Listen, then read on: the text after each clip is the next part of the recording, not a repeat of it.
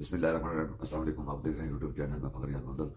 سب سے پہلے تو پاکستانیوں کو مبارک ہو کہ 10 روپے پٹرول بڑھا دیا گیا ہے، اور اگر ایسے ہی آپ لوگ گھروں میں بیٹھے رہے اور اور اپنے مزے میں رہے تو یہ آپ سے کھانے پینے کا حق بھی چھین لیں گے۔ تو مرنا تو ویسے بھی ہے، جو اس طرف یہ لے کے جا رہے ہیں مہنگائی کا جو طوفان آنے والا ہے، یہ 10 کر کے بڑھائیں گے، 100 روپے تک لے کے جائیں گے، اور پٹرول کو ڈیزل کی قیمتوں کو۔ تو یہ مبارکباد ہو پٹواریوں کو۔ اور یہاں پہ بڑے احتجاج ہوتے تھے مہنگائی کو لے کے، آئے آئے پٹرول مہنگا، آئے آئے ڈیزل مہنگا، آئے آئے۔ وہ آئے آئے والے تو پتہ نہیں کدھر گئے ہیں، مجھے تو لگتا ہے کہ چھپ ہی گئے ہیں۔ اور دوسرا وسیم ملک ہیں، ایک یوٹیوبر ہیں، بہت اچھے یوٹیوبر ہیں، بہت اچھی رپورٹنگ کرتے ہیں۔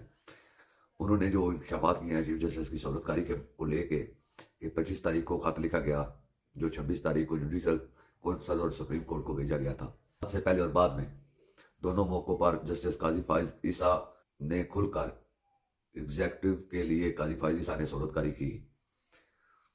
اسلام آباد ہائی کورٹ کے ججز کے خط لکھنے سے مصدقہ اطلاعات ہیں کہ چیف جسٹس کو مکمل ادراک تھا۔ چیف جسٹس قاضی فائز عیسیٰ نے اسلام آباد کے چیف جسٹس عامر فاروق، جن کا نام لینا بھی میں تو ہی نہیں سمجھتا ہوں، مل کر دباؤ ڈالا ان 6 ججز پہ کہ یہ خط نہ لکھیں۔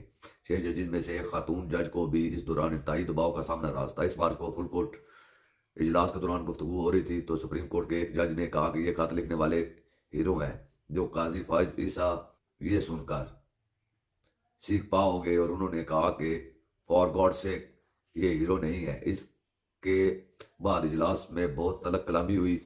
اس کے بعد آپ چیف جسٹس کی سوچ کا اندازہ لگا لیجئے۔ چیف جسٹس نے سپریم جوڈیشل کونسل میں کارروائی یا سو موٹو لینے کے بجائے فل کورٹ اجلاس اس لیے طلب کیا کہ اکثریتی جج ان کے حمایتی ہیں، اور پھر ایسا ہی ہوا۔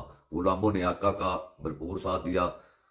پھر فارم 47 کی پیدائش، جعلی وزیر اعظم سے ملنے کا فیصلہ ہوا، اور ایک غلام دوسرے غلام سے ملا، اور ایک کمیشن بنانے کا فیصلہ ہوا جو ان دونوں کا نہیں تھا۔ ان کے ابو جان نے فیصلہ لکھ کر ان کو دیا تھا۔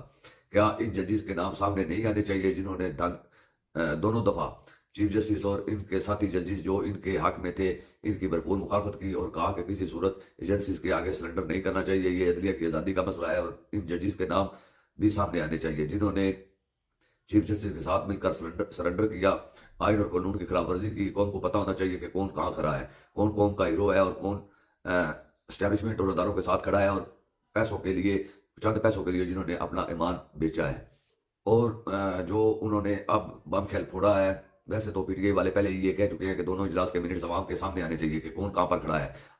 اب انہوں نے لکھا ہے کہ بعض ذرائع کے مطابق جسٹس منیب اختر، جسٹس افریدی، جسٹس جمال مندوخیل، جسٹس اطہر من اللہ اور جسٹس عائشہ ملک نے سپریم کورٹ کے دیگر 7 ججز سمیت چیف جسٹس قاضی فائز عیسیٰ اور جسٹس منظور علی شاہ کے وزیر اعظم سے ملاقات پر انکوائری کمیشن کے فیصلے سے شدید اختلافات کرتے ہوئے فل کورٹ اجلاس میں کہا کہ کمیشن بنانے کی بجائے عدلیہ خود اس معاملے کو دیکھے، اور کسی صورت ایگزیکٹو اور ایجنسیز کے آگے سرنڈر نہیں کرنا چاہیے۔ یہ بہت بڑی خبر ہے۔ 5 ججز کے نام لیے اور بتایا کہ ٹوٹل 7 ججز ہیں جنہوں نے اختلاف کیا، اور پوری قوم مطالبہ کرتی ہے کہ ان کے نام سامنے آنے چاہیے۔ جو قاضی اور عامر فاروق کے ساتھ کھڑے ہیں ان کے نام بھی پاکستانی عوام کے سامنے آنے چاہیے۔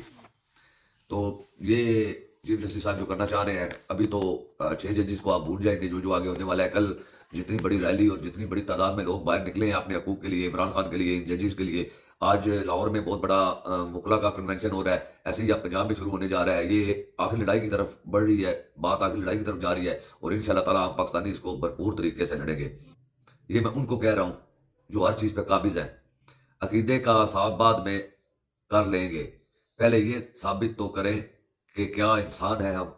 اور مزے کی بات تو یہ ہے کہ وزیر اعظم شہباز شریف نے مبینہ اجلاس میں بتایا کہ قاضی فائز عیسیٰ نے یقین دہانی کرائی ہے کہ ملکی مفاد کے لیے، معیشت کے لیے آپ کے اچھے کاموں کی حمایت میں کسی بھی حد تک جاؤں گا۔ یہ ججز کب سے حکومتوں کی حمایت کی یقین دہانی کروانے لگ گئے ہیں؟ ججز حکومتوں کے ووٹر سپورٹر تو نہیں ہوتے، وہ حکومتوں کو یقین دہانی کرواتے پھر رہے ہیں۔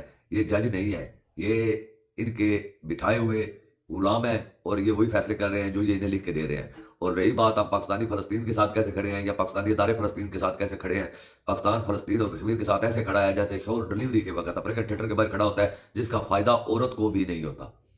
تو یہ حالات ہیں اس ملک کے۔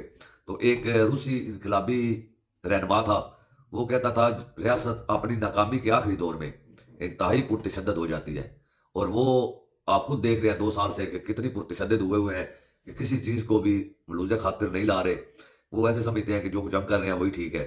تو لیکن اب پاکستانی، میں بار بار کہہ رہا ہوں کہ ایک مہنگائی کا طوفان آنے والا ہے اس کے بعد، رمضان کے بعد ابھی بھی بہت زیادہ مہنگائی ہے، لیکن جو آئی ایم ایف کے ساتھ ڈیل کی جا رہی ہے مہنگائی کا طوفان آنے والا ہے، تو پاکستانیوں نکلو اپنے بچوں کے لیے، اپنے حقوق کے لیے، اپنی آنے والی نسلوں کے لیے۔ ہم پاکستانی کھڑے تھے، کھڑے ہیں ایمان کے ساتھ، عمران کے ساتھ، پاکستان کے ساتھ۔ پاکستان زندہ باد۔